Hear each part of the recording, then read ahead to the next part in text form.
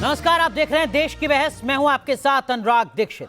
देश की बहस में आज जिस मुद्दे को आपने चुना है वो मुद्दा है, क्या हिंदुत्व पर अटैक कर कांग्रेस अपने पैर पर कुल्हाड़ी मार रही है। 71% लोगों ने इस मुद्दे को चुना है देश की बहस के लिए, और दरअसल में इस मुद्दे को चुनने की वजह क्या है वो भी आपको बता दें। 5 राज्यों के विधानसभा चुनाव से पहले देश में हिंदू और हिंदुत्व पर बहस एक बार फिर तेज है। राहुल गांधी समेत कांग्रेस के तमाम नेता हिंदू और हिंदुत्व में फर्क समझाकर आरएसएस और बीजेपी पर निशाना साधने का कोई मौका नहीं छोड़ रहे। इस बार यह काम किया है कांग्रेस के दिग्गज यानी दिग्विजय सिंह ने, जिन्होंने आरएसएस की तुलना दीमक से करते हुए कहा कि हिंदुत्व का किसी धर्म से कोई लेना देना नहीं, जिस पर सियासी बवाल मच गया। ऐसे में सवाल यही है कि क्या हिंदू और हिंदुत्व की बहस चुनाव में कांग्रेस को फायदा पहुंचाएगी या फिर हिंदुत्व का निशाना साधकर कांग्रेस अपने ही पैर पर कुल्हाड़ी मार रही है। देश की बहस में आज का सवाल यही है कि क्या हिंदुत्व पर बार बार निशाना साधने से कांग्रेस को नुकसान होगा। एक खास पैनल हमारे साथ जुड़ेगा। आप यानी जो दर्शक हैं, जनता हैं, उनके सवाल भी शामिल करेंगे देश की बहस में। लेकिन सबसे पहले एक रिपोर्ट देखिए।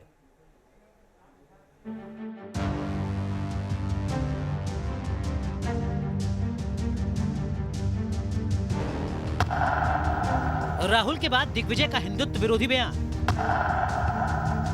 हिंदुत्व और हिंदू पर फिर से सियासी घमासान। हिंदुत्व का कोई लेना देना धर्म के साथ नहीं। हिंदुत्व का कोई लेना देना धर्म के साथ नहीं। राजनीति, इनका धर्म भले ही ना हो, लेकिन धर्म की राजनीति ये साहब बखूबी करना जानते हैं। और जब मौका कांग्रेस नेता राहुल गांधी के सुर में सुर मिलाने का हो तो कांग्रेस के राजा साहब कैसे पीछे। देश में 5 राज्यों में विधानसभा चुनाव का बिगुल बजते ही कांग्रेस के राजकुमार इटली से देश लौटे और धर्म का पतवार थामकर सियासी बैतरणी पार उतरने की कोशिश में लग गए। फिर भला मौके पर चौका मारने में माहिर दिग्गी राजा दिग्विजय सिंह कैसे पीछे हटते। यहाँ तक कह डाला कि हिंदुत्व का हिंदू धर्म से कोई लेना देना नहीं। हिंदुत्व खतरे में हो सकता है, लेकिन हिंदू धर्म, सनातन धर्म न खतरे में कभी था, न कभी रहेगा और न कभी है। जो लोग बताते हैं हिंदू धर्म खतरे में है, जबकि राष्ट्रपति, प्रधानमंत्री, मुख्यमंत्री सारे के सारे तो हिंदू हैं, फिर भी खतरा में कैसे हो गया। इन सबके रहते हुए खतरा है तो फिर वाकई में कहीं ना कहीं भूल किसी स्तर पर है। दिग्गी राजा के बोल बेलगाम ना हो, ऐसा कैसे हो सकता है। दिग्विजय सिंह ने राष्ट्रीय स्वयंसेवक संघ यानी आरएसएस की तुलना दीमक से करके सियासी बवाल खड़ा कर दिया। आप ऐसे संगठन से लड़ रहे हैं जो ऊपर नहीं दिखता, लेकिन नीचे जिस तरह से दीमक लगती है किसी घर में या किसी वस्तु में, उस तरह से काम करता है। मैं जब ये कहूंगा तो सबसे ज्यादा गालियां मैं खाऊंगा, क्योंकि आरएसएस से की मैंने तुलना दीमक के साथ करी। दिग्विजय सिंह ने ये विवादित बयान सोमवार को इंदौर में हिंदू और हिंदुत्व मुद्दे पर आयोजित चर्चा में दिया। इससे पहले राहुल गांधी भी आरएसएस और हिंदुत्व को लेकर कुछ इसी तरह के विवादित बयान दे चुके हैं। ऐसे में दिग्विजय सिंह के इस बयान को भी राहुल गांधी के आरएसएस और हिंदुत्व विरोधी एजेंडे का ही हिस्सा माना जा रहा है। बीते दिनों राहुल गांधी हों, सलमान खुर्शीद हों या फिर राशिद अल्वी, सबके सब कांग्रेसी नेता आरएसएस, हिंदुत्व, राम और अयोध्या पर विवादित बोल बोलते नजर आ रहे हैं। और दिग्विजय सिंह का ये बयान भी उसी से जोड़कर देखा जा रहा है। अब सियासी समर में धर्म के तर्कश से हिंदुत्व का तीर बीजेपी पर चला हो तो फिर बीजेपी अपने शब्दवाण कैसे ना चलाए। कांग्रेस देश के लिए दीमक की तरह है और कांग्रेस के लिए दिग्विजय सिंह दीमक की तरह है। तो इस तरह के जो तमाम कांग्रेस पार्टी के फ्रीलांसर बकवास बहादुर हैं, उनकी बकवास बहादुरी इन्हीं की पार्टी का बंटाधार कर रही है। दिग्विजय सिंह की समस्या है कि जिहादी सोच वाले व्यक्ति हैं और जिहादी समर्थकों का हमेशा जो है वो उनको शक्ति देने का काम किया करते हैं। देश की बहस में चर्चा करने जा रहे हैं कि जिस तरीके से कांग्रेस नेताओं के विवादित बयान आ रहे हैं, क्या आगामी चुनावों से पहले किसी खास रणनीति को अंजाम दिया जा रहा है, और क्या हिंदुत्व का निशाना साधकर कांग्रेस अपने पैर पर कुल्हाड़ी मार रही है, या फिर हिंदुत्व के सहारे सियासी बैतरणी पार करने की कोशिश है। तो सवाल यही देश की बहस में कि क्या हिंदुत्व पर निशाना साधने से कांग्रेस को ही नुकसान होगा। इस मुद्दे पर इस शो के दौरान आप अपनी राय साझा कर सकते हैं न्यूज नेशन की वेबसाइट पर, न्यूज नेशन के मोबाइल ऐप पर, न्यूज नेशन के ट्विटर हैंडल पर भी आप अपनी राय साझा कर सकते हैं। साथ ही साथ न्यूज नेशन के फेसबुक पेज पर जाकर भी आप अपनी राय साझा कर सकते हैं। आप जो भी अपनी राय देंगे उसका वीडियो भी बना सकते हैं। व्हाट्सएप नंबर पर हमारे साथ साझा कर सकते हैं। व्हाट्सएप नंबर आपके टेलीविजन स्क्रीन पर एक बार हम दोहरा दें, 9711002266। इस नंबर पर अपनी राय साझा कर सकते हैं हमारे साथ। एक खास पैनल हमारे साथ जुड़ चुका है। हमारे साथ राजनीतिक विश्लेषक, संघ विचारक प्रोफेसर संगीत रागी साहब जुड़ चुके हैं। कांग्रेस पार्टी के राष्ट्रीय प्रवक्ता आलोक शर्मा साहब जुड़ चुके हैं। हमारे साथ लेफ्ट के नेता विवेक श्रीवास्तव साहब जुड़ रहे हैं और साथ ही साथ राजीव जेटली साहब, भारतीय जनता पार्टी के प्रवक्ता, भी हमारे साथ जुड़ चुके हैं। आप चारों का बहुत बहुत स्वागत है। लेकिन पहला सवाल आलोक जी आपसे, ये कांग्रेस के तमाम नेता संघ को लेकर जिस तरीके के बयान देते हैं, ये सिर्फ रस्मदायगी है कि कुछ नहीं है तो सिर्फ संघ पर एक बयान दे दो, या कोई सोची समझी रणनीति है, सोची समझी दलील है? देखिए, मुझे लगता है कि अनुराग जी, ना ये सोची समझी रणनीति है, ना ये कुछ और है, ये सच्चाई है और केवल सच्चाई को बयान किया। और ये सच्चाई आज से नहीं है, जब से आरएसएस बना है तब से यही सच्चाई है, यही उसका प्रारूप है, यही स्वरूप है और यही उसकी प्रकृति है। लेकिन मुझे आज दुख हुआ अनुराग जी, आपके शो में माननीय राहुल गांधी जी को कांग्रेस के राजकुमार कह के संबोधित किया गया। मीडिया को तमाम बीजेपी के हिंदुत्ववादी लोग गालियां दे रहे हैं रोज, और मीडिया फिर भी कांग्रेस पार्टी को इस तरह से संबोधित करता है। दुख हुआ। खैर, आप लोकतंत्र के चौथा पिलर हैं, हम फिर भी आपका सम्मान करते हैं। वो एक वर्तमान के सांसद भी हैं और हमारे पूर्व अध्यक्ष भी हैं। इस तरह की शब्दावली मीडिया हाउस के द्वारा और खासतौर पर अनुराग दीक्षित के द्वारा होना मुझे व्यक्तिगत तौर पर दुखद लगे। सर, अगर ऐसे किसी शब्द का इस्तेमाल हुआ है तो मैं व्यक्तिगत तौर पर माफी चाहता हूं अगर आपको इससे ठेस पहुंची है। लेकिन जो सवाल था मेरा आलोक जी, वो सवाल इसलिए था दरअसल में कि अगर आपको लगता है कि संघ देश को बांटने का काम करता रहा है, अगर आपको लगता है कि संघ व्यवस्था को खराब करने का काम करता रहा है, तो इस देश में दशकों तक तो सत्ता में आप ही रहे ना सर। आज तक कोई ठोस एक्शन क्यों नहीं ले पाए आप? 2004 से 2014 तक, हाल फिलहाल में भी आप सत्ता में थे, क्यों नहीं कोई सख्त एक्शन ले पाए आप? मैं इसीलिए शुरुआत में आपसे पूछा मैंने कि ये सिर्फ रस्मदायगी बयान तो नहीं है कि चुनाव से पहले कुछ बोलना है तो चलो संघ पर बोल दिया जाए बिना किसी दलील के। अनुराग जी किसके खिलाफ लेंगे?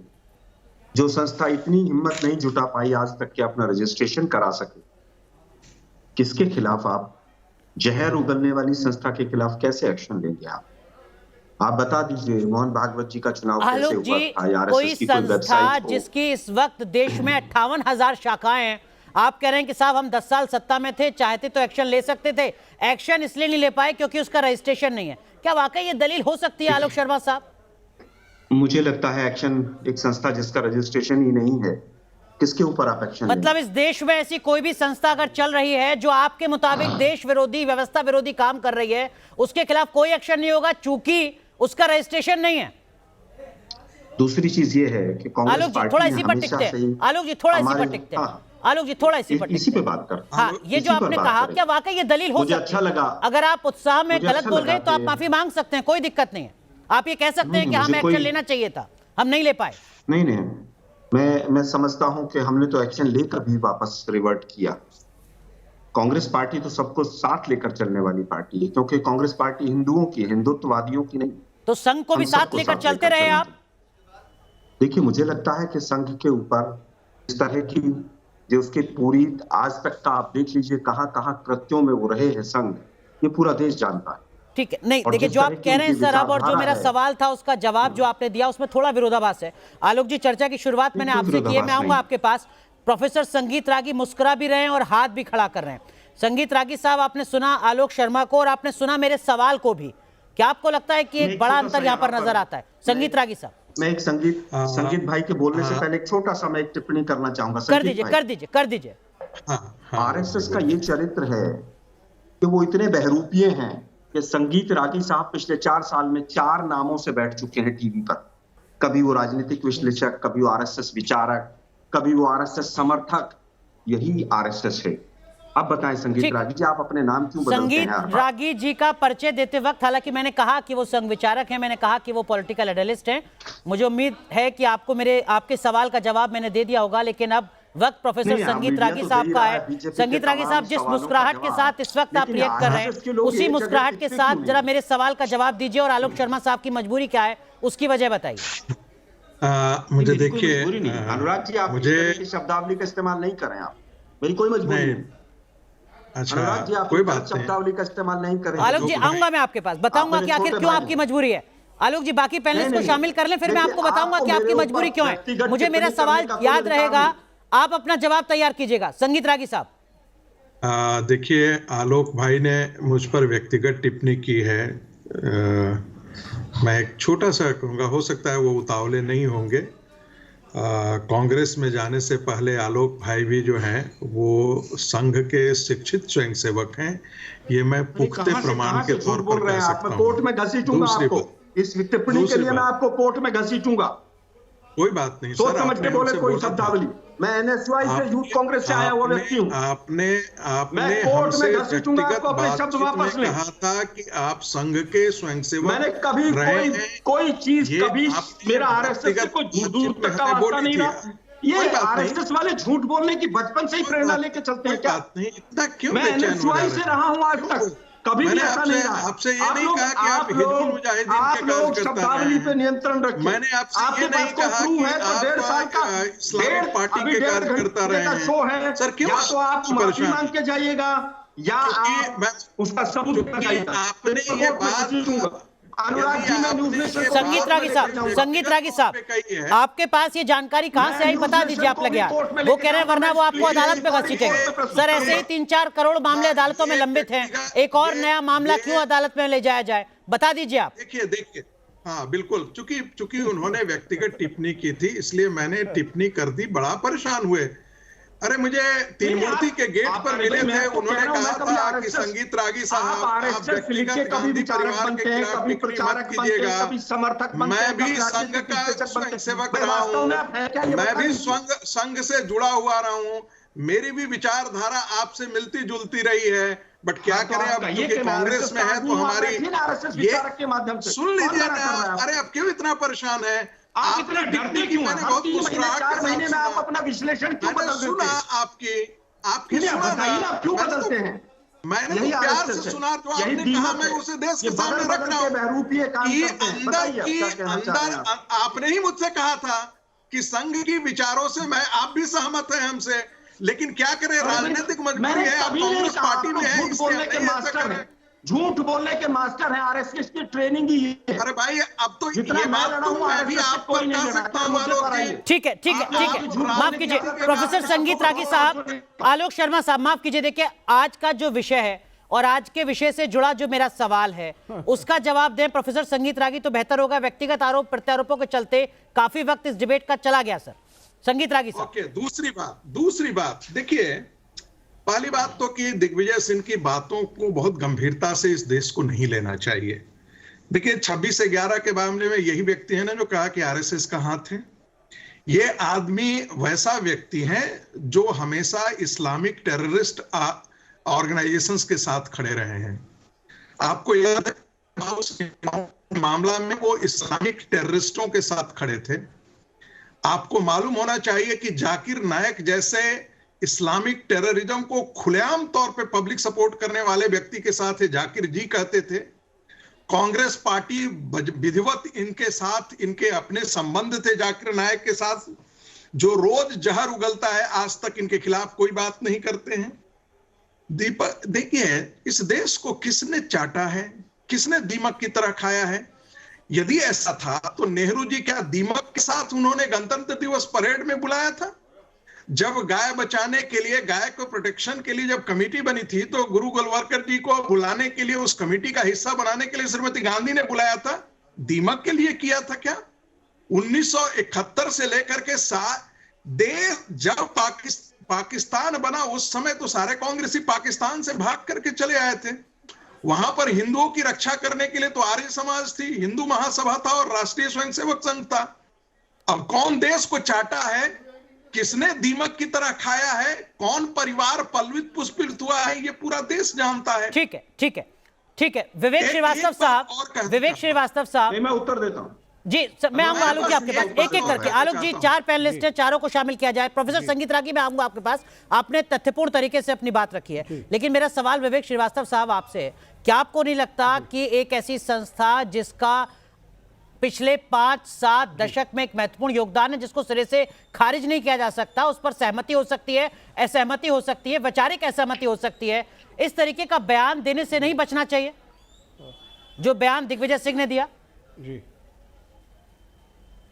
नहीं, बहुत अच्छा बयान दिया है, सही बयान दिया है और मैं इस बयान का समर्थन करता हूं। आरएसएस एक दीमक है, आरएसएस शुड बी बैंड। इसको सरदार पटेल जी के समय बैन कर दिया गया था, गांधी जी की हत्या के बाद, और उसके बाद माफीनामा गोवलकर जी ने लिखा और फोर्स किया गया उनको कि यू प्लीज जस्टिफाई कि आप कोई भी एंटी नेशनल एक्टिविटी नहीं करेंगे। तब गोवलकर ने लिख करके दिया कि we will remain only a cultural organisation not politically active, पूरा लिखित में दिया है ये माफीनामा गुरु गोवलकर ने। उसके बाद प्रोफेसर रागी माफ कीजिए, मैं आऊंगा आपके पास, बात करेगा, प्रोफेसर रागी मैं आऊंगा आपके पास, पहले बात सुन लें। लोगों को आपस में आप भिड़वाएंगे। इस देश के सोशल फैब्रिक को बचा के रखने की जरूरत है। ये जातियों के नाम पे लड़वाएंगे, ये धर्म के नाम पे लड़वाएंगे, ये लड़वा के सत्ता में आना चाहते हैं, पूंजीपतियों के एजेंट है। ये गोवलकर को भी बेच के खा गए, ये गोवलकर को भी बेच के खा गए।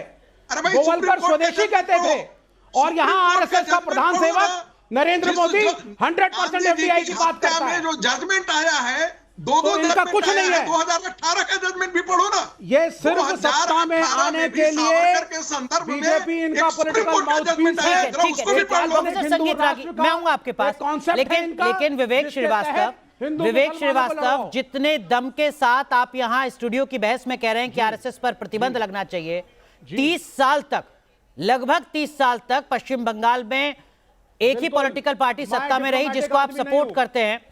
क्या राज्य में प्रतिबंध लगा दिया गया? त्रिपुरा में लंबे वक्त तक आप सत्ता में रहे, क्यों नहीं प्रतिबंध लगाया गया? जो राज्य के स्तर पर कदम उठाए जा सकते थे वो क्यों नहीं उठाए? इसीलिए मैंने शुरुआत में आलोक शर्मा साहब से भी यही सवाल पूछा था, ये बयान रस्म अदायगी क्यों चुनाव से पहले? कथनी और करनी में अंतर क्यों विपक्ष का? हाँ बिल्कुल, मैं बोलूंगा आपको।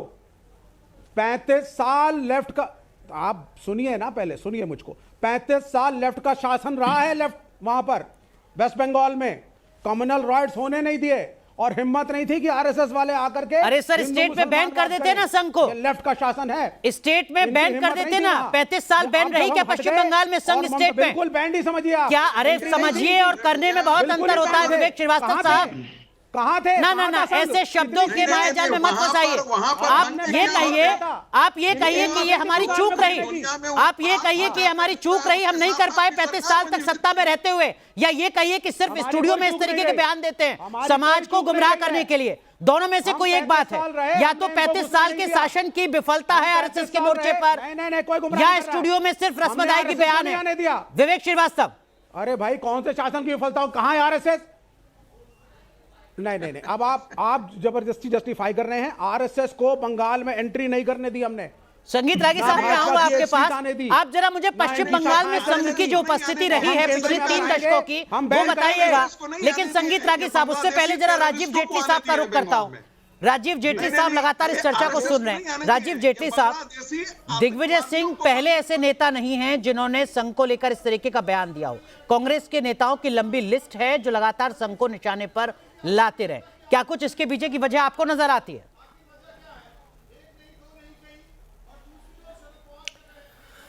अनुराग जी, जब कोई काम, अच्छा काम आगे बढ़ता है तो वो शक्ति का स्वरूप ले लेता है और कई लोगों को शक्ति से डर लगता है। जब भी कोई अच्छा काम आगे बढ़ता है, बुरा काम तो आगे बढ़ नहीं सकता, उसका तो अंत होता ही होता है, जैसे कांग्रेस पार्टी का अंत हो चुका है। जो अच्छा करेगा वो आगे बढ़ता जाएगा और मैं दोबारा कोट कर लूँगा, शक्ति का स्वरूप ले जाएगा। जो लोग हिंदू और हिंदुत्व की परिभाषा बता रहे हैं, उन लोगों से कभी आपने पूछा है कि आइए हम अहमदियों पे चर्चा करते हैं, आइए हम शिया पे चर्चा करते हैं, आइए हम सुन्नी पे चर्चा करते हैं? नहीं करते हैं वो लोग। उनका सबसे जो सहुदत वाली बात आती है वो हिंदू और हिंदुत्व में आ जाती है। और देखिए, राहुल गांधी जी ने पीछे एक स्टेटमेंट जो राजस्थान में दी थी, उसके अंदर बोला था कि जो आगे से खंजर घोंपता है वो हिंदू कहलाता है और जो पीठ पे खंजर खोलता है वो हिंदुत्व कहलाता है। मतलब हिंदू हत्यारा, आगे से घोंपने वाला भी हत्यारा हिंदू, पीछे से घोंपने वाला भी हत्यारा हिंदुत्व, दोनों ही हत्यारे। और जो बाकियों के बाकी जिन समाज के साथ ये लोग चलते हैं उन्हें कहीं ना कहीं डिफेंड करते हुए नजर आते हैं, उन पर चर्चा भी नहीं करते। उन्हें तो ये कहते हैं कि हम आप ही की पार्टी हैं। उर्दू सम्मेलन में कहते हैं हमारी तो पार्टी ही मुसलमानों की पार्टी है। अरे भाई, इनसे पूछिए आलोक जी से, आलोक जी, अगर इस देश के अंदर हिंदू ना होते तो आपका नाम आलोकुद्दीन होता, आलोक शर्मा ना होता। बता दिए कोई एक वजह मुझे ऐसी बता दीजिए जिस वजह के अंदर हिंदू के ना होने पे देश भारत होता, हिंदुस्तान होता या इंडिया होता। ये हो ही नहीं सकता था। जिस आधार पे आपने देश को बांटा था वो आधार ही धर्म था। तो अगर ये भी ना रह जाते तो आप भी अलौकुद्दीन होते, ये विवेक जी का भी कुछ और नाम होता, ये आज इतनी जोर से चिल्ला नहीं रहे होते, ये भी नहीं कह रहे होते मैं आपको कोर्ट में खींचूंगा, क्योंकि ये अधिकार भी आपके पास ना होता। तो ये समझने की जरूरत है, जो लोग ये बात बोल रहे हैं उन्हें ये समझने राजीव जी, ऐसा तो नहीं है कि आप संविधान निर्माताओं का हक भी छीन ले रहे हैं? बना क्योंकि इस देश के अंदर बिल्कुल नहीं छीन रहा हूं मैं, संविधान निर्माताओं का हक नहीं छीन रहा हूं। हमने तो देखा है संविधान के अंदर किस तरीके के बदलाव करने की कोशिश की गई थी। आपको पता होगा ना, हिंदू कोड लेकर आया गया था, हिंदू कोड। अरे एक देश एक धर्म, लेकिन हिंदू कोड आज नहीं, जवाहरलाल नेहरू जी द्वारा राजेंद्र प्रसाद जी के ऊपर दबाव डाला जा रहा था कि हिंदू कोड को किसी तरीके से लागू किया जाए। क्यों?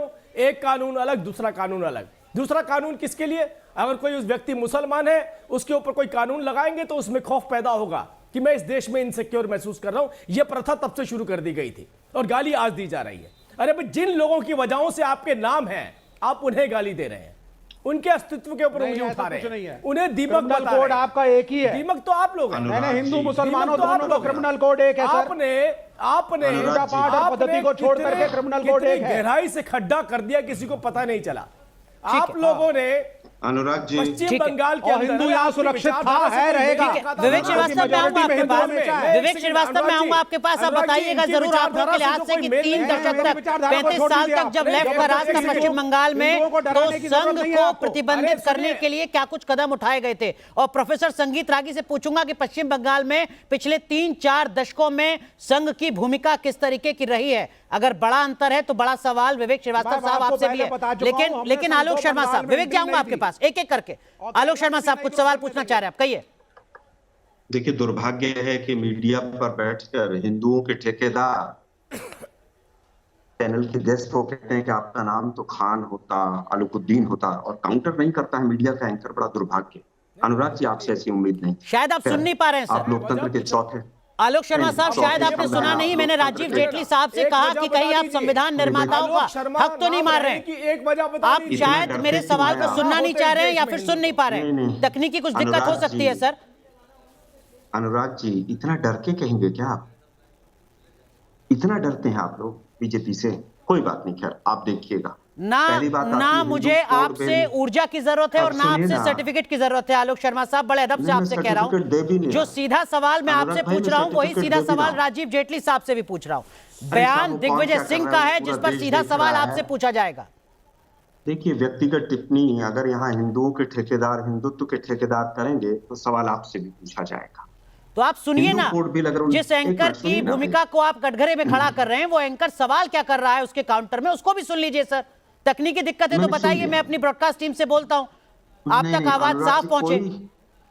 कोई तकनीकी दिक्कत नहीं है, मुझे सब सुनाई दे रहा है और दर्शक भी सब समझ रहे हैं। हिंदू कोड बिल आया 1956 में, आरएसएस ने विरोध किया। उसके बाद इनकी सरकार चले 7 साल, 8 साल मोदी जी को हो गए और 6 साल अटल बिहारी वाजपेयी जी रहे। बाबू ने भी विरोध किया था। तो अरे भाई सुनिए ना जरा, मैं पूछ रहा हूं कि आपकी सरकार चलते चलते 16 साल हो गए और इस बार तो पूर्ण बहुमत है, तो सरकार क्या पकौड़े तल रही है? उसको क्यों नहीं स्क्रैप कर दिया आप लोगों ने? खत्म क्यों नहीं कर दिया? खैर, वापस आते हैं मुद्दे पर। इन्होंने कहा कि साहब वो दिग्विजय सिंह जिहादी सोच के हैं, इस्लामिस्ट टेररिस्ट को सपोर्ट करते हैं और तमाम ला ला ला ला ला। तो भाई वो अभी तक खुले क्यों घूम रहे हैं? वो तो जेल के सलाखों के पीछे होने चाहिए। तो आपकी सरकार क्या पकौड़े चल रही है क्या? मध्य प्रदेश में भी आपकी डबल इंजन की सरकार है और केंद्र में भी आप ही की सरकार है। अब मैं पूछना चाहता हूं कि शमशान कब्रिस्तान की बात मोदी जी से पहले किसी प्रधानमंत्री ने की हो तो जरूर बताइएगा, क्योंकि वो आरएसएस के प्रोडक्ट हैं, इसलिए उनके दिमाग में तो सारी चीजें वही रहती हैं। हिंदुत्व शब्द का इस्तेमाल पूरे साहित्य में भक्ति काल में हो कैसे सकती? भक्ति काल में उससे पहले कब्रिस्तान की ही सूरदास, एक मिनट, सूरदास, कबीरदास, तुलसीदास, उससे पहले केवल कब्रिस्तान, और उसके बाद मॉडर्न युग में स्वामी विवेकानंद, इनसे बड़े कोई हिंदुत्ववादी नहीं रहे हैं लोग, या हिंदू धर्म के पुरोधा नहीं रहे। अगर कहीं पर भी हिंदुत्व शब्द का इनके साहित्य में कहीं पर भी कोई शब्द मिले तो हमें जरूर बताइएगा भाई कहां पर था। स्वामी विवेकानंद ने कहीं पर भी हिंदुत्व शब्द का इस्तेमाल किया हो तो सर ये भी बता दीजिए, सलमान खुर्शीद हिंदुत्व शब्द का इस्तेमाल किस तरीके से करते हैं? जब आप इतिहास में जा रहे हैं तो पिछले 1-2 महीने 6 महीने की टाइमलाइन भी बता दीजिए। मणिशंकर अय्यर क्या कहते हैं, मुझे बता दीजिए। राशिद अलवी क्या कहते हैं? मैं तो ये कह रहा हूँ ना कि आपको ये सब सूट करते हैं, बीजेपी को जैसे आपको सूट करते हैं की भाषा है। नहीं, ये बीजेपी की भाषा है। अनुराग जी, आप अपने आप को क्यों कटघरे में बार बार बीजेपी बिल्कुल नहीं सर, करवा रहे हैं? जैसे राजीव जेटली साहब से काउंटर कर रहा हूं ऐसे आपसे काउंटर कर रहा हूं। अरे साहब छोड़, जब आप पिछले दशकों की शतकों की टाइमलाइन बता रहे हैं तो पिछले 6 महीने की भी टाइमलाइन बताइए ना, बताइए। सुनिए ना जरा, बताइए सलमान खुर्शीद क्या कह रहे हैं हिंदुत्व को लेकर। एक मिनट सुनिए ना सर, मैं तो कह रहा हूं अगर सलमान खुर्शीद जी ने कोई चीज गलत की है तो वो खुले क्यों घूम रहे हैं? और हरिद्वार में अगर हेट स्पीच देने वाले बाबा खुले घूम रहे हैं तो किसकी शह मिल रही है उनको? शायद आपने कोई शो नहीं किया उस हेट स्पीच के ऊपर न्यूज नेशन चैनल। मैं फिर कह रहा हूं, अभी शायद अब तक लग रहा था कि कुछ तकनीकी दिक्कत है, आप तक आवाज नहीं पहुंच पा रही है। अब लग रहा है कि कुछ ब्रॉडकास्ट की भी दिक्कत है, आप तक तस्वीरें नहीं पहुंच पा रही हैं। मैं आपको यूट्यूब की क्लिप्स भेजूंगा, अपने ही शो की, जरूर देखिएगा कितनी बार उस मुद्दे को उठाया है और किस तरीके की लाइन के साथ उस मुद्दे को उठाया है। मैं उम्मीद करता हूं कि आपको वो तमाम शो पसंद आएंगे सर। अभी तक वो सारे के सारे जो जिन लोगों ने हेट स्पीच दी और एक धर्म को नष्ट नाबूद करने की बात की, वो सब छुट्टे घूम रहे हैं। और एक वो कौन सा ऐप आया था, बुली ऐप कौन सा आया था, उसमें 6 हिंदुओं के बच्चे जेल की सलाखों में हैं और ये लोग सही है गलत है? बैठकर टीवी पर बैठकर मुस्कुरा रहे हैं। नहीं, जेल में है, ये सही है गलत है? सही है ना? ठीक है, आपने हिंदू बच्चे बोला इसलिए मैंने आपसे पूछा। एक ऑडियंस, ठीक है, सारे नाम पढ़ लीजिए, बिश्नोई सिंह सब वही हैं। ये लोग हिंदुत्व जो है उसका इस्तेमाल करते हैं। ठीक है, 18 साल की बच्ची, 21 साल का बच्चा, उनका ब्रेन वॉश करने का काम आरएसएस करती है। ठीक है। आलोक जी, उम्मीद करता हूं कि अब ना ब्रॉडकास्ट की दिक्कत होगी ना टेक्निकल दिक्कत होगी, आप तस्वीर भी देख पा रहे होंगे, आप आवाज भी सुन पा रहे होंगे। संगीत रागी साहब, आप कुछ कहना चाह रहे हैं? माफ कीजिएगा, एक ऑडियंस हमारे साथ है इंदौर से, नेहा अग्रवाल। नेहा, कहिए अपना सवाल, किससे है, क्या सवाल है आपका? हेलो जी, पूछिए अपना सवाल। हेलो नेहा, आवाज आ रही है आपको? चलिए, लगता है कुछ तकनीकी दिक्कत है, नेहा तक आवाज नहीं पहुंच पा रही है। दोबारा उनसे जुड़ने की कोशिश करेंगे। लेकिन प्रोफेसर संगीत रागी, जो सवाल मैंने आपसे किया था विवेक श्रीवास्तव साहब के संदर्भ में, आप थोड़ा बता सके कि पिछले 3-4 दशकों में पश्चिम बंगाल में संघ की क्या भूमिका रही है?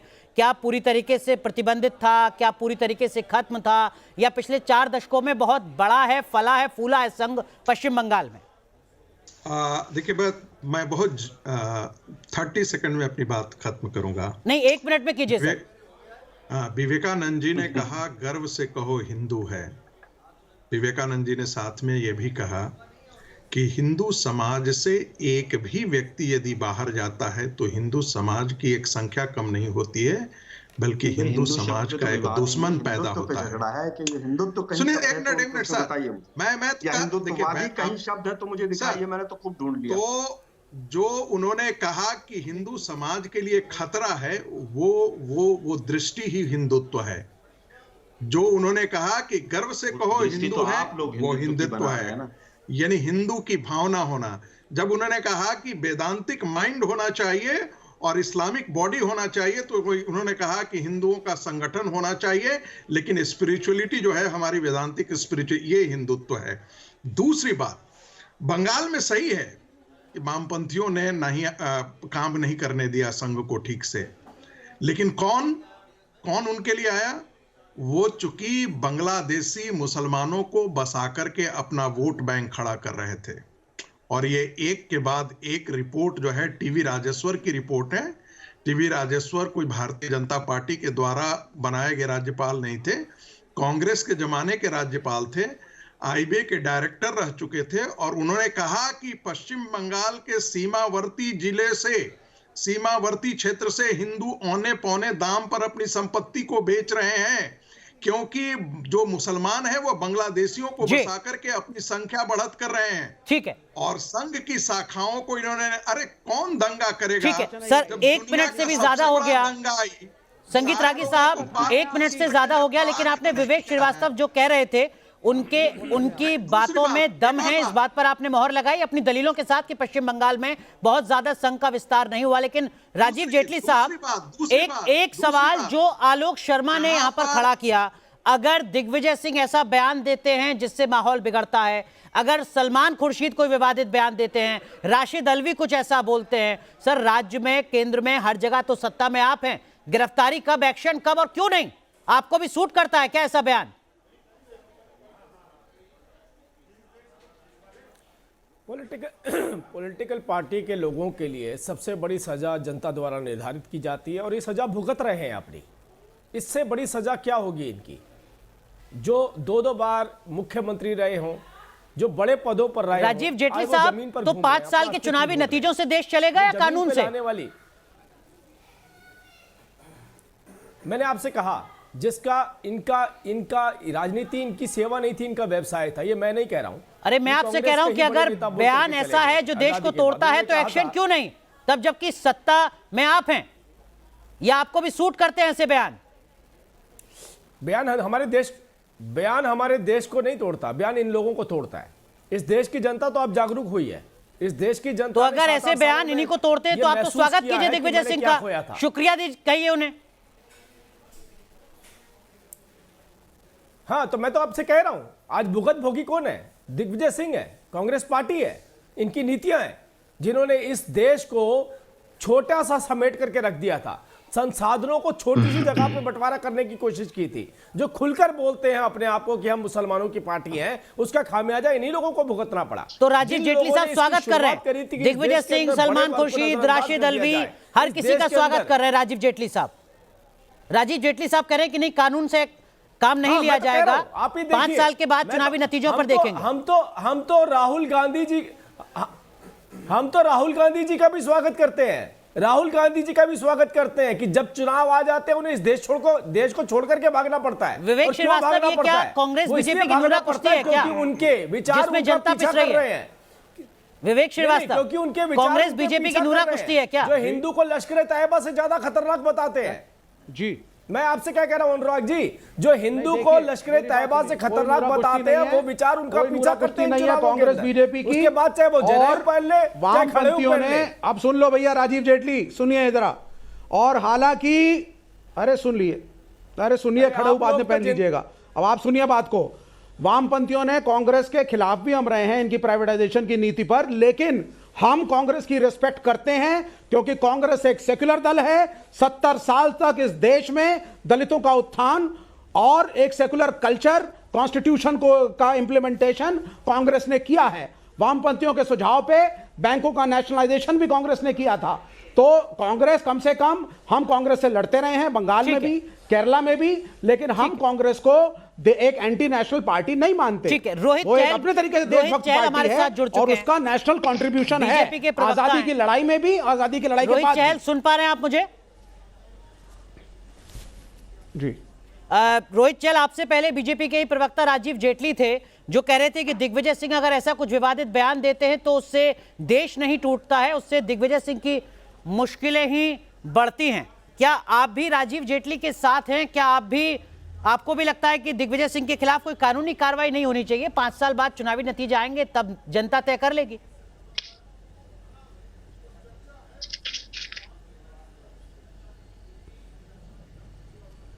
चलिए, कुछ तकनीकी दिक्कत है शायद, लगता है कि रोहित चहल तक आवाज नहीं पहुंच पा रही है। लेकिन प्रोफेसर संगीत रागी, ये तो कंट्राडिक्टरी बयान है ना बीजेपी का भी। एक तरफ आप बवाल मचाते हैं बयान पर कि देखिए कैसा बयान ये दे रहे हैं यहां पर आरएसएस के खिलाफ, दूसरी तरफ जब आपसे आलोक शर्मा नजर में नजर डालकर पूछते हैं कि एक्शन क्यों नहीं, तो अब आप चुप्पी साध लेते हैं। देखिए, राहुल गांधी कोर्ट में माफी मांग चुके हैं आरएसएस के खिलाफ। आरएसएस के खिलाफ बयानबाजी करने के लिए ये एक राजनीतिक बयानबाजी है, इसमें कोई तथ्य नहीं है। ये सब कोई जानता है, ये आलोक जी भी जानते हैं, पंडित आलोक जी भी जानते हैं, लेकिन वो जानबूझ करके नहीं बोलते हैं क्योंकि अब उनकी एक राजनीतिक मजबूरी है। जो संगठन 43,000 वनवासी क्षेत्रों में काम कर रहा हो, जो पूरा नॉर्थ ईस्ट में जहां एक व्यक्ति नहीं जाता हो, जहां रिमोट एरियाज में वनवासी क्षेत्रों में जाकर के कोई काम हो, कांग्रेस का एक संगठन, उप संगठन तो बताए जो काम करता हो। जो दलित बस्तियों में हजारों में 4.5 लाख से ज्यादा प्रोजेक्ट हैं। मैं फिर से आपसे कह रहा हूं, 4.5 लाख से ज्यादा संघ परिवार का प्रोजेक्ट काम कर रहा है दलित बस्तियों में, बनवासी जो बनाता ये भी आपके शागिर्द बनाते हैं। ये मॉब लिंचिंग जो होती है ये भी आपके मोटिवेशन से होती है। वामपंथी लोग क्या समझेंगे? ये मुसलमानों को सेकंड ग्रेड सिटीजनशिप देने की बात भी आप ही करते हैं सर। हत्या करके तो आप प्रेम की बात भी तो कर लेना इस देश में। अब मंदिरों को आपने उत्तराखंड में और कर्नाटका में वापस पंडितों के हाथ दे दिया। दोनों भाइयों को इस देश में दलित कब बने का पुजारी? उनकी मां को आपके पास आप एक अपर कास्ट डोमिनेंस का कॉन्सेप्ट रखते हैं जो इस देश में टेररिस्ट आपके हिसाब से 14% मुसलमानों से 80-85% हिंदुओं को डरना चाहिए। का पूरा चरित्र यह है पूरी दुनिया में, वामपंथियों और इस्लामिक टेररिस्ट दोनों के काम करने की वामपंथी पे नहीं, डिबेट आरएसएस पे हो रही है। आप अपने बारे में बात करिए। स्वामी विवेकानंद बहुत महान थे। स्वामी विवेकानंद ने नहीं कहा कि ये बुल्ली बाई ऐप जैसी चीजें आप बनाइए, इसके लिए आरएसएस जिम्मेदार है। ये यंग बच्चों के माइंड को पॉइजन करना आरएसएस का काम है। ये आपकी जो हिंदूवादी नीतियां हैं, ठीक है, जो हिंदू धर्म के खिलाफ है। ठीक है, माफ कीजिए संगीत रागी, स्त्रियों के साथ, ठीक है, माफ कीजिए संगीत रागी, हमारे साथ रोहित चहल जुड़ चुके हैं। आलोक जी, आप भी कुछ कहना चाह रहे हैं, मैं आपका भी रुख करूंगा, लेकिन रोहित चहल, राजीव जेटली अभी कुछ देर पहले कह रहे थे कि अगर कांग्रेस का कोई नेता विवादित बयान देता है तो एक्शन लेने की जरूरत नहीं है, 5 साल के चुनावी नतीजों के बाद तय होगा। उस बयान का क्या कुछ मतलब है? मेरा सीधा सवाल आपसे ये कि क्या देश कानून से चलेगा? अगर आपको लगता है कि इससे देश टूट रहा है तो लीगल एक्शन क्यों नहीं, जब स्टेट में आप, सेंटर में आप, या देश चुनावी नतीजों से चलेगा? देखिए, देश संविधान से चलता है, बिल्कुल अनुराग जी आपने सही कहा, कानून से चलता है। और सबसे बड़ी अदालत जो है देश के अंदर वो जनता की अदालत है। जिस प्रकार से आपने अभी बताया कि राहुल गांधी जी हो चाहे दिग्विजय सिंह जी हो, मानसिक दिवालीपन के जो शिकार हो चुके हैं, जिस प्रकार से वो लगातार, राहुल गांधी कहते हैं कि इस्लामिक आतंकवाद से बड़ा आतंकवाद जो है जैश मोहम्मद से ज्यादा बड़ा खतरनाक हिंदू आतंकवाद है। जिस प्रकार से हिंदुओं को आतंकवादी बताना, एक हिंदुओं को भगवा आतंकवादी बताने की डेफिनेशन जो कांग्रेस पार्टी ने दी, हम सबने देश के अंदर देखा। जिस प्रकार से आज हम देख रहे हैं कि कांग्रेस के जो नेता है उनमें कंपटीशन लगा हुआ है। राहुल गांधी कहते हैं जो लोग मंदिर जाते हैं बलात्कार करते हैं। जिस प्रकार से राम मंदिर का लगातार कपिल सिब्बल ने कोर्ट के अंदर खड़ा होकर विरोध किया, कांग्रेस पार्टी ने लगातार राम जी के अस्तित्व पे, जब कोर्ट के अंदर 2007 के अंदर हलफनामा देकर कांग्रेस पार्टी ने राम जी के अस्तित्व पे सवाल उठा दिया, उस कांग्रेस पार्टी से क्या उम्मीद करेंगे? जिस प्रकार से कमलनाथ जी कहते हैं कि हमें तो 90% वोट मुसलमानों के चाहिए। रोहित चहल, आपने बयान तो सारे गिना दिए। रोहित चहल, आपने बयान तो सारे गिना दिए, लेकिन जो मेरा सीधा सवाल था वो ये कि अगर कमलनाथ कोई आपत्तिजनक बयान देते हैं, मध्य प्रदेश में भी आप हैं और दिल्ली में भी आप हैं, क्यों नहीं गृह मंत्रालय हरकत में आ जाता है?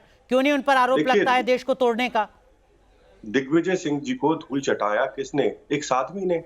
दिक्कत तो इनको होगी ना, तकलीफ तो होगी। आज इनको पता लगता है जनता की अदालत में इनको मैं आपकी इस दलील से सहमत नहीं हूं। राहुल गांधी को जनता, रोहित चहल माफ कीजिए, ना आपकी ना राजीव जेटली की, आप दोनों की इन दलीलों से सहमत नहीं हूं कि जनता तय करेगी। अगर इन बयानों पर आप आरोप लगाते हैं कि इससे देश टूटता है तो 5 साल का इंतजार नहीं करना चाहिए सर चुनावी नतीजों के लिए, तुरंत एक्शन होना चाहिए। नहीं है, देखिए बिल्कुल कानून अपना काम कर रहा है, जहां जो है, और बिल्कुल देखिए आलोक शर्मा तो आपको सीधी चुनौती दे रहे हैं, एक जगह बताइए जहां कानून अपना काम कर रहा हो इन बयानों पर। अरे सर, कानून में सबसे बड़ा मैं बताया जनता की अदालत सर, जनता, मैंने भोपाल बताया, दिग्विजय सिंह अमेठी बताया, राहुल गांधी ठोककर जनता ने भगाया, एक छोटी सी टिप्पणी करूं, भगवा आतंकवादी बताने पे धूल चटा दी दिग्विजय सिंह को, राहुल गांधी इनके नेता को। जाकिर नायक अगर देश को तोड़ने का बयान देता है तो उसके खिलाफ एक्शन होगा। दिग्विजय सिंह अगर आपके मुताबिक देश को तोड़ने का बयान देते हैं तो उनके खिलाफ एक्शन चुनावी नतीजों में होगा। ये कैसी दलील है रोहित चहल? देखिए, अगर 2 व्यक्ति समान रूप से देश को तोड़ने का काम करते हैं आपके मुताबिक, तो एक्शन में अंतर क्यों? बिल्कुल अंतर नहीं है और अंतर होगा भी नहीं, आप निश्चित तौर पे रहिए। जो हिंदुत्व के बारे में, सलमान खुर्शीद पर कुछ एक्शन हुआ क्या जिस पर बयानों का बवाल बचा? राशिद अलवी पर कुछ हुआ क्या? पार्टी से सवाल कीजिए ना, आप आलोक जी से पूछिए। अरे सर, मैं तो लॉ एंड ऑर्डर का सवाल आपसे पूछ रहा हूँ, मैं आपसे लॉ एंड ऑर्डर का सवाल पूछ रहा हूँ रोहित चहल साहब। कोई एक नेता जेल के पीछे गया क्या? किसी एक नेता को जेल छोड़ना पड़ा क्या? या तो आप जाकिर नायक की तुलना मत कीजिए नेताओं से। आपके नेता राहुल गांधी के अंदर वो इसलिए क्योंकि वो इटली से आते हैं। दलील में दम नहीं है, दलील में दम नहीं है। दोबारा रुक करूंगा। संगीत रागी, आप कुछ कहना चाह रहे हैं? संगीत रागी, तीसरी बार आलोक जी मांगूंगा। आलोक जी माफ कीजिए, मैं तुरंत आ रहा हूं आपके पास, तुरंत आ रहा हूं। आरएसएस का क्रिटिसिज्म, देश का क्रिटिसिज्म कैसे हो गया? आलोक जी मैं तुरंत आ रहा हूं आपके पास। संगीत जी कहिए। देखिए, मैं एक छोटी सी टिप्पणी करूंगा, आलोक जी उसका उत्तर बेहतर देंगे। मुझे ऐसा लगता है कि दिग्विजय सिंह और कांग्रेस के युवराज श्रीमान राहुल गांधी जी दोनों राजनीतिक तौर पर कांग्रेस पार्टी के लिए लायबिलिटी है।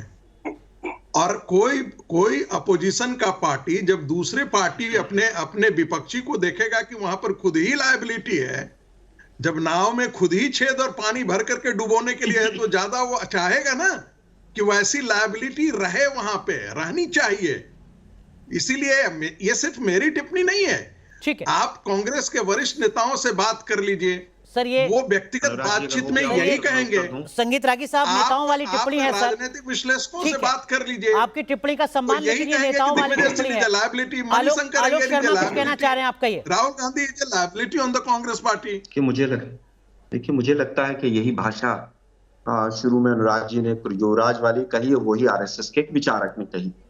चलिए खैर, मैं विचारक नहीं हूँ सर, मैं यूनिवर्सिटी का प्रोफेसर हूँ। मेरे लिए ज्यादा कभी विचारक हैं, कभी समर्थक हैं, आपका पता ही नहीं चला अभी तक इसको क्या इच्छा करे। एक इतना जरूर है कि आप बीजेपी के मनुष्य हूँ, अब सुनिए ना भाई, सुनिए, नीचे मनुष्य लिखा है, नागरिक भी हूँ। नीचे मनुष्य लिखा है। आपको जिस रूप में गाली देना है आप मुझे दीजिए गाली। व्यक्तिगत हमलों से बचिए। संगीत रागी साहब सुन लेते हैं। आलोक जी कहिए। आप नीचे मनुष्य लिखवाया करें, फिर आरएसएस समर्थक प्रवर्तक मत लिखवाया। कहिए आलोक जी, मैंने कहा फिर वापस आते हैं। मैंने नहीं कहा आलोक जी कहिए अपनी बात। आप उस समय जब आपके नीचे आलोक जी कहिए अपनी बात। आरएसएस समर्थक और आरएसएस विचारक लिखा जाता था, तो क्या आप मंदबुद्धि बालक थे क्या तब? खैर मुद्दे पर आते हैं। देखिए, 3-4 विषय यहाँ बालक जो है वो यूनिवर्सिटी का व्यक्तिगत आरोपों से बचते हैं। आलोक जी आपसे भी गुजारिश है, संगीत जी आपसे भी इतनी बड़ी प्रोफेसर डेजिग्नेशन क्या जाना चाहिए? अगर इसी पर 15 मिनट बहस होगी तो बुनियादी मुद्दा भटक जाएगा। आलोक जी अपनी बात कहिए। आलोक जी अपनी बात कहिए। अनुराग जी देखिए, एक बुलंदशहर में घटना घटी, इंस्पेक्टर सुबोध की हत्या होती, ठीक है, उसमें पूरी पुलिस ने, उत्तर प्रदेश की पुलिस ने सबको बरी कर दिया। सुप्रीम कोर्ट ने उस हिंदुत्ववादी बालक जिसका आरएसएस ने ब्रेन वॉश किया, उसको जेल में डाल दिया पिछले हफ्ते। अब कोई मिलने नहीं जाएगा उससे। अभी बार बार आ रहा है सलमान खुर्शीद जी की बात, मैं बताता हूं क्या हुआ है। सलमान खुर्शीद जी का एक घर नैनीताल जिले में था, मुक्तेश्वर के पास, ठीक है। वहां पर क्या हुआ कि 8-10 लड़के सारे के सारे हिंदुत्ववादी थे। उन्होंने जाकर उनके घर के सामने वो कांग्रेसी भी हो सकता है, वो कांग्रेसी भी बनाने के लिए वहां कर दिया। बदनाम करना चाहते हैं। सुनिए ना जरा मुझे, आप यही अनुराग जी गलत बात है ना, मैं किसी के बीच में नहीं होता। बदनाम करते हैं सर, आपकी पूरी आलोक जी कहिए अपनी बात कंप्लीट कीजिए। रोहित भाई मैं आऊंगा आपके पास, आप ही के पास आऊंगा। रोहित भाई आप ही जवाब दीजिएगा आलोक जी की बातों का। आलोक जी कंप्लीट कीजिए। मैं चुप हो जाता हूँ भाई। नहीं कहिए। वो नैनीताल के, वो मुक्तेश्वर के लड़के, सुंदर खाल और आसपास के गांव के लड़के, 8-9 लड़के, वो सारे के सारे जेल में हैं। और सलमान खुर्शीद अगर गलत थे और सारे हिंदू हैं, हिंदुत्ववादी हैं, वो आरएसएस के ब्रेन वॉश किए हुए हैं, वो जेल में है, उनकी जमानत नहीं हो रही है। उनके परिवारों ने मुझे व्यक्तिगत तौर पर अप्रोच किया। अरे सुनिए ना भाई, आप लोग वास्तविकता से क्यों भागते हैं? क्यों भागते हैं आप लोग? उन 8 से 9 लड़कों का जो भविष्य खराब हुआ, आपके जो वो आरएसएस ने ब्रेन वॉश करके किया। लोगों ने हिंदुओं का तीसरी चीज में वापस आता हूँ, वो भी आपके 2 उदाहरण काफी है। आलोक जी 2 नजीर काफी है। रोहित चहल, आलोक जी 2 नजीर काफी है। रोहित चहल का रिएक्शन ले लेते हैं। अनुराग जी आप डिबेट को सीरियस कराइए। आलोक जी आपने 2 उदाहरण दिए। आलोक जी आपने 2 उदाहरण दिए, दोनों उदाहरणों पर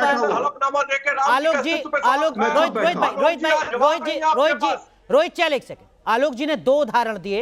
रोहित चहल ये आरोप लगाते हुए कि संघ लगातार ब्रेन वॉश कर रहा है। 2 उदाहरण आपके सामने, जवाब दीजिए रोहित चहल। सर मैंने आपको उदाहरण दिया, गोधरा के अंदर कार सेवकों को, बच्चों को जिंदा जलाने का काम कांग्रेसी के लोगों ने किया। आप बताइए ना, आज कश्मीर के अंदर कत्लेआम कराया गया, वो आज बताइए दिल्ली के अंदर सज्जन कुमार किस चीज को लेकर है? सिखों का कत्लेआम करने को लेकर आपके नेता, कांग्रेस के नेता जेल के अंदर है। सर बताइए, जवाब दीजिए।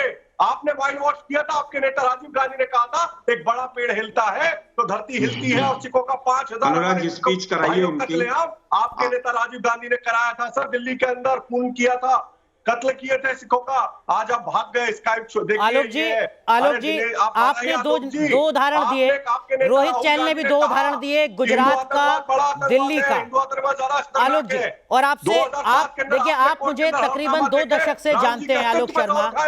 ये बहुत आसान काम होता है कि मैसेंजर को ही कटघरे में खड़ा कर दो, जो सवाल पूछने वाला है उसको ही कटघरे में खड़ा कर दो। 2 उदाहरण आपने दिए, 2 उदाहरण रोहित चहल ने दिए। मैं फिर आप ही के पास आ रहा हूं। ये तो बहुत सिलेक्टिव अप्रोच है ना सर।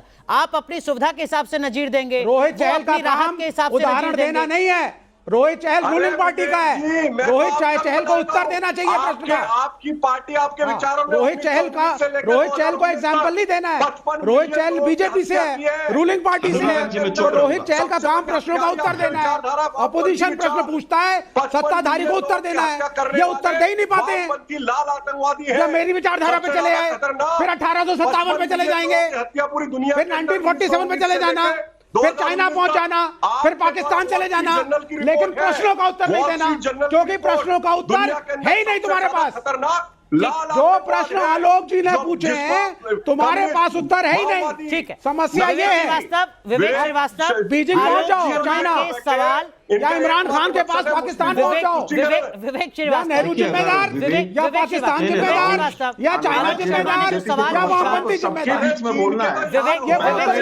विवेक श्रीवास्तव, अरे लाल झंडा, विवेक श्रीवास्तव, आलोक शर्मा ने जो सवाल किया उसका जवाब मैं रोहित चहल से सीधा मांग लेता हूं। रोहित चहल, आलोक शर्मा आरोप लगा रहे हैं कि संघ ब्रेन वॉश करता है देश के मासूमों का। रोहित चहल, कहां है रोहित के पास जवाब? अरे भाजपा के पास कोई जवाब नहीं है, ये भागेंगे। यहाँ पर वामपंथी गुंडे जो बैठे हैं यहाँ पर, जो जिस तरीके से दुनिया के अंदर 55 मिलियन लोगों की हत्या लाल आतंकवाद ने की है। आज देखिए दंतेवाड़ा और जिस तरीके से गढ़चिरौली के अंदर भोले वाले हमारे जो जनजाति के लोग हैं उनके हाथ में हथियार थमाते हैं लोग, युवाओं के हाथ में। सिर्फ सबसे बड़ा खतरनाक कल करियर खराब हो गया आलोक जी के किसी प्रश्न का उत्तर भाजपा के पास नहीं है। आलोक शर्मा के सवाल का जवाब नहीं हुआ। आलोक शर्मा ने सीधा सवाल पूछा कि ब्रेन वॉश करता है। रोहित चहल, बहुत संक्षेप में। सर गांधी परिवार जो है जिस प्रकार से आतंकवादियों साथ सोनिया गांधी अपने आतंकवादी बच्चों के लिए रोती है, वो ब्रेन वॉश नहीं होता। पाकिस्तान तो आप जो कह रहे हैं उससे ऐसा लगता है कि आप गांधी परिवार ने आरएसएस की बात हो, राष्ट्रीय स्वयंसेवक संघ, आरएसएस जितना राष्ट्रवादी संगठन कोई नहीं है सर। आप जाके देखिए वनवासी क्षेत्रों में। अरे हम क्यों जवाब दें भैया, सरकार में तुम हो, तुम सरकार के स्पोक्स पर्सन बन के आए हो, रूलिंग पार्टी के स्पोक्स पर्सन हो, उत्तर मैं दूंगा क्या? आप लोग कोशिश करते रहिए, रिजाइन कर दें, फिर मोदी साहब को बोलो हम आते हैं, हम उत्तर भी देंगे, देश भी संभालेंगे। ठीक है, माफ कीजिए, आप दोनों को रोक रहा हूँ। माफ कीजिए रोहित चहल, माफ कीजिए, आप आलोक जी के सवाल का सीधा जवाब नहीं दे पाए, हालांकि आपने अपनी दलीलें दी। दिल्ली से दीपक मदेशिया हमारे साथ एक दर्शक जुड़ रहे हैं। दीपक, पूछिए अपना सवाल। हाँ जी, नमस्कार। हाँ, मैं ये कह रहा हूँ कि अगर आप ये बोल रहे हो, दिग्विजय सिंह कहते हैं कि आरएसएस दीमक है, मैं तो ये कहता हूँ दिग्विजय सिंह दीमक है जो कि हिंदू होते हुए भी हिंदुत्व को अंदर से खा रहा है, और आरएसएस तो पेस्टिसाइड का काम कर रहा है, एंटीवायरस है वो आज की डेट में। हाँ, हम हिंदू जागरूक हो रहे हैं आज, तो आपको लग रहा है कि हाँ हिंदू डरे हुए, ये है वो है, ऐसा है वैसा है। दीपक मदेशिया के मुताबिक हिंदू जागरूक हो रहे हैं, दिग्विजय सिंह खुद कटघरे में। एक छोटा सा ब्रेक यहां पर ले रहे हैं। तमाम खास मेहमान हमारे साथ बने हुए हैं। देश की बहस लगातार जारी है, तुरंत हाजिर होते हैं।